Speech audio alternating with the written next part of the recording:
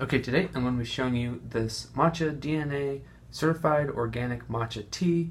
So this is a 16-ounce container, so it's actually pretty massive, especially compared to other size matcha containers. A lot of times I feel like they come in 1 or 2 ounce tins or even bags, but this is a nice 16-ounce matcha tin, so it's going to have a lot of uses in it.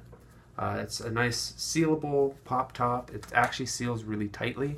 So you're not going to have to worry about water getting into the matcha.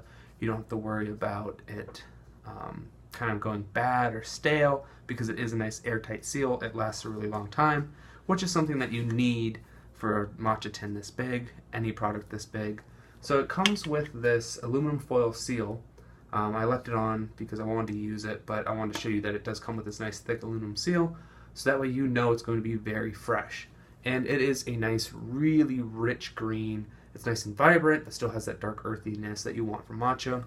So I've used this to make tea, and I also put some in my pancakes this morning to try mixing it in with something to see how strong the flavor mixes in. A lot of times I feel like, depending on the brand, it always tastes different. But this one provides a very good matcha. It's a very high quality matcha flavor. I've had some that taste almost like miso soup, and it's just, you don't want that from your matcha tea. I've had some matcha where you could use 3 spoonfuls of it and you could still not taste it. But this, it has a teaspoon measurement in it. It comes with a little plastic spoon. It's the perfect amount to mix in with about 12 ounces of water. So a little bit over a cup and a half basically per teaspoon.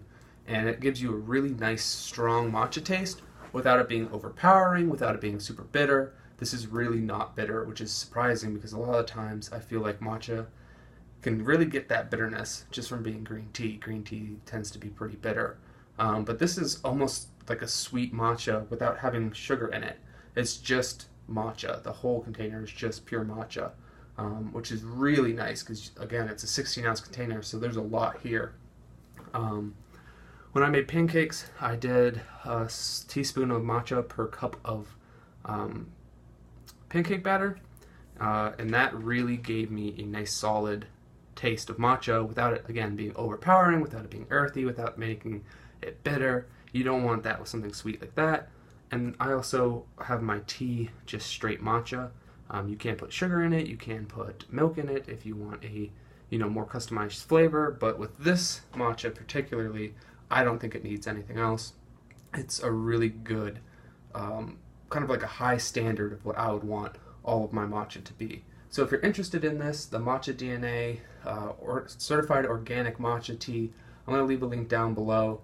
This tin is absolutely massive, so it's going to last me a long time, but it's such a good taste that I know I'm going to get through this. I know I'm going to, before it goes bad, which being airtight seal, being in metal tin, it's going to keep for a while. So I highly recommend this. I can't wait to get through this container so I can buy another one because you just can't beat it for the size and the quality. It is a really good matcha tea.